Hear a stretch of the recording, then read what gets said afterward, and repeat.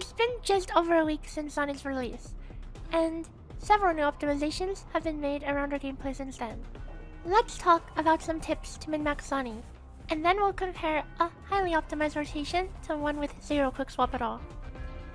The bulk of Zani's optimization happens with their Liberation combo. With a full meter of Blaze, you want to ideally get 3 Nightfall casts in.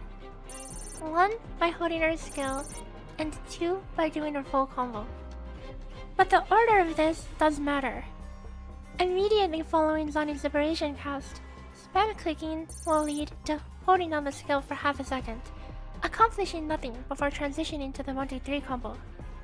A better way to manage this is either do the skill hold Nightfall cast at the start, or alternatively, wait for the Liberations animation to end, and then by holding a movement input and waiting to attack, you can enter the 1-2-3 combo without having to use your skill at all. This is a small optimization that'll speed along your burst combo. Next, let's talk about shortened Nightfalls. By dodge cancelling after the start of Nightfall, you will only cast the final part of Nightfall, doing a portion of its final damage, but more importantly, only consuming 30 blazes. Here's a demonstration of the timing. Dodge as the flash appears to skip the initial part of Nightfall.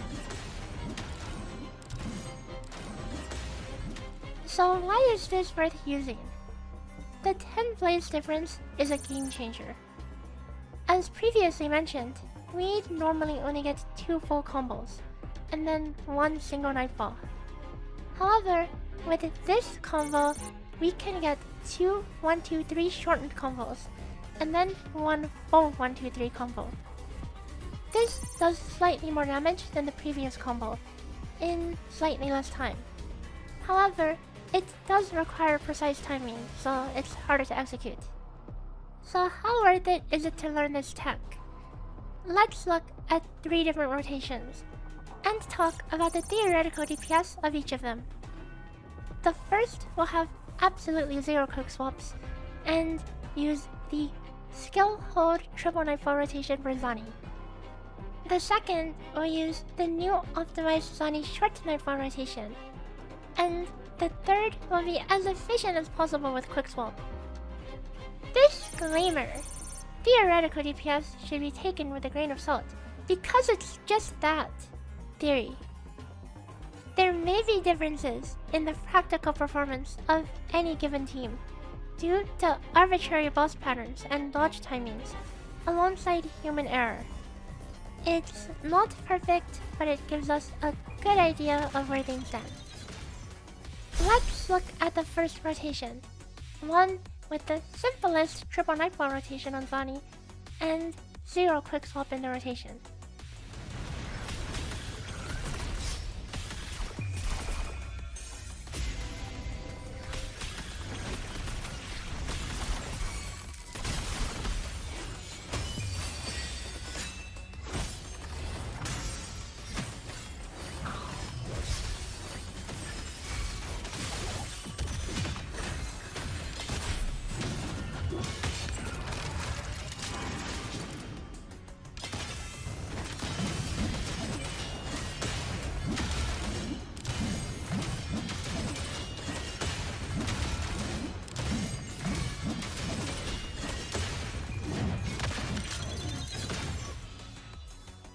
This rotation clocks in at 63k DPS, a nudge over the potential of Carlotta Joja, with arguably similar rotation complexity.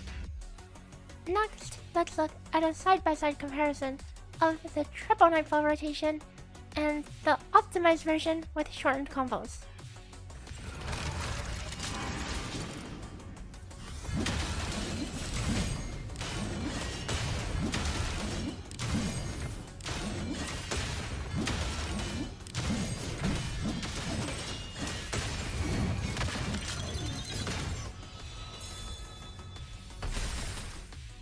The optimized version is not only faster, but also has a larger motion value percent.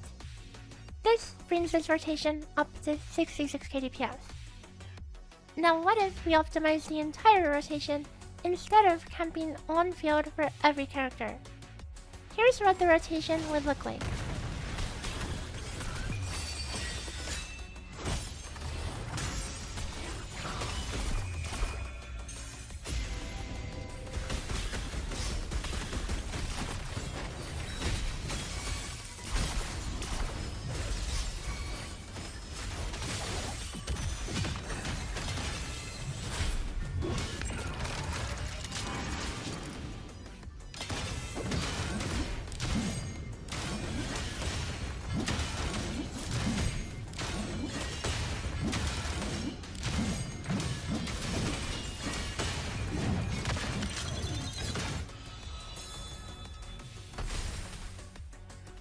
So, what's the theoretical maximum DPS of this rotation?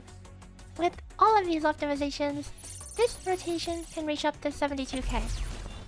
However, this rotation is much more precise, and few players will reach this level of DPS. While we're talking about rotation DPS, keep in mind that even with highly optimized play, it is expected for in-game rotation times to deviate slightly from the perfect times that theory crafting provides. But this is something that applies to every single rotation. In practice, they'll have different results for different people in different situations. For more information regarding the calculation parameters, check the calculator link in the description. I hope this mini guide was helpful in explaining some Zani optimizations and their effect on potential DPS. I'll see you guys next time. Bye bye! My blade! Purge all evil!